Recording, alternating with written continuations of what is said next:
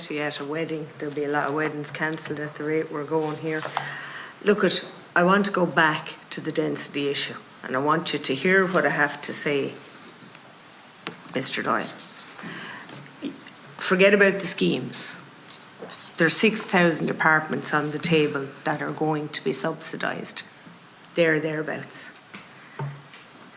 The only site that I can find of late sold in Dublin was for 5.2 acres and it achieved a price of 60 million euros.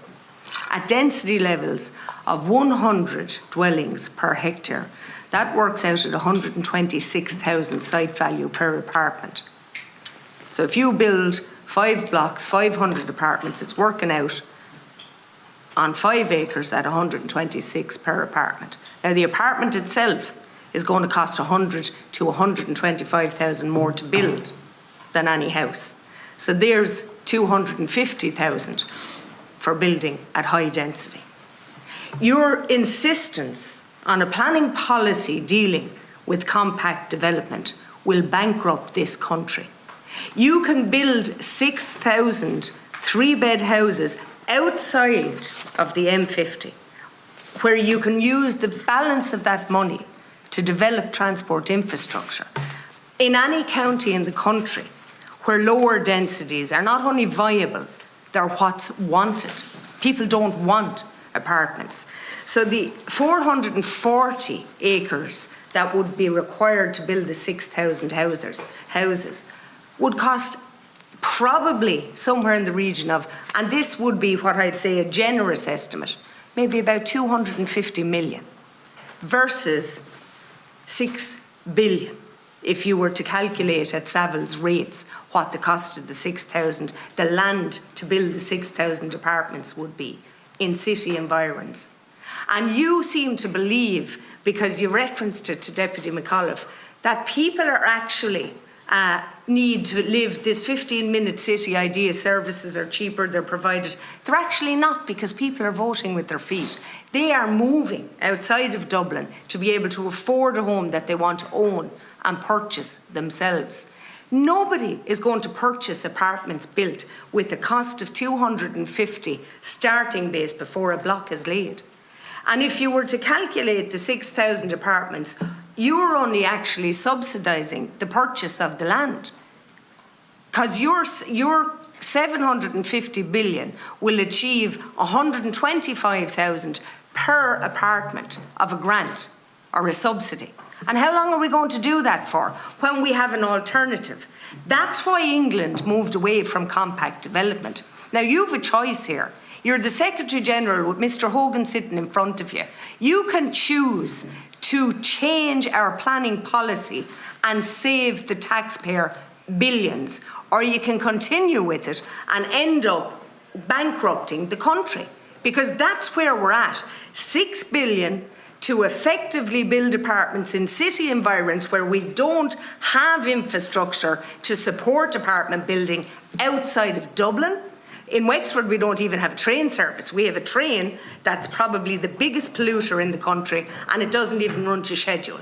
Where would you be going putting people into high-rise apartments? What would you be doing? There is no transport infrastructure, and it will not follow. You are following a pipe dream, an ideology that was developed by what was the head of planning policy, now happens to be our planning regulator, and nobody has the balls to stand up to him and say this has to change. Don't personalise. I'm not personalising it, that's fact. No, but somebody was not here to defend himself. So you tell me where your cost-benefit analysis is that discounts what I'm saying. Where is it? The costs of okay, Did if we talk about Wexford, that's a different... One quick question. Did you do a cost-benefit analysis? Where is it? Because I want to see it, and you better not be in any way economical with the truth here, Mr. Doyle. Have you carried out a cost-benefit analysis? Can I bring in Paul in relation to it, because if he has the answer. Yeah, look, the state has always supported apartment development from public schemes in Dublin right up to the 80s, the tax incentive renewal schemes. You're not going to run the clock down on me, Mr. Hogan. No. You've been here before about densities. Viability is the biggest issue we have today. I've pointed it out to you pretty clearly where my cost-benefit analysis is. Yeah. Have ye carried out, what's your most recent cost-benefit analysis on what ye say is Crecona and all these other schemes? This policy goes back to the 1980s. It was reaffirmed in 99.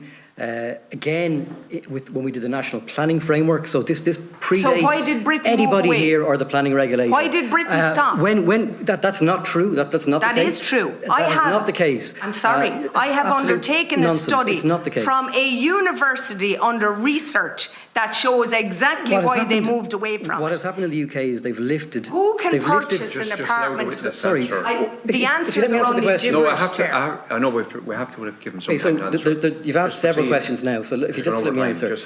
I Give have- the answer to us. First of all, in the UK, they haven't moved away from density standards or lower densities. What they've done is they've removed caps. So instead of having a band or a range like we do, they've taken that away for performance-based standards. Who decides on the densities in the UK? So the local planning authority, based on planning national, authority, not a planning regulator. based on national guidance with regard to housing targets, which are It doesn't matter. The more local onerous and authority restrictive decides, than in our don't case. they? Secondly, Who just in decides relation here? to cost. Who decides here? The local planning authority decides here in the first instance. Bord Pleanála decides in the second instance if there's in the event of an appeal. Sorry, when we're developing a county development plan under the planning policy that we currently have, who decides? We have a hierarchical system of planning here with the national, regional and local level of input.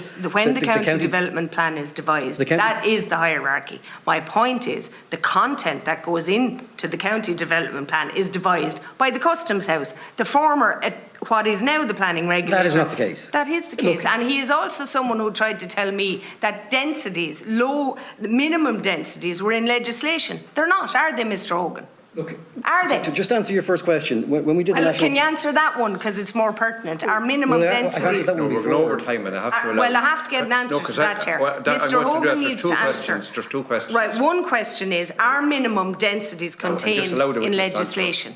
So when we did the national planning framework, we looked at the cost of sprawl and dereliction versus an alternative scenario. So the scenario that we chose was 40% development nationally within the existing built-up footprint of towns and cities.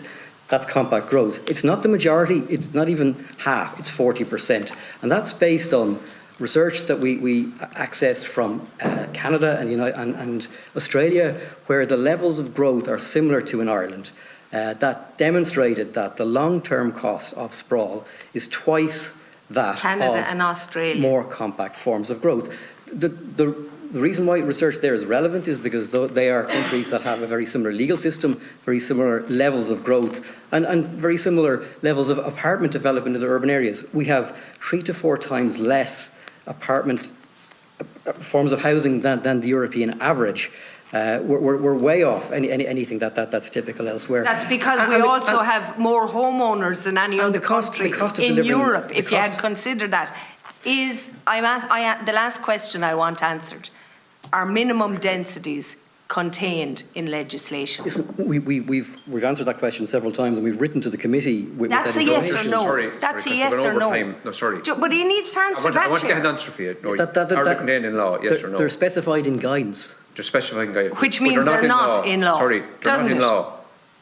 Well, that's what it means. The guidance is derived from legislation. Okay, it's under the Planning Act. Okay, no, thank you. Is the answer, Chair. Deputy Dillon.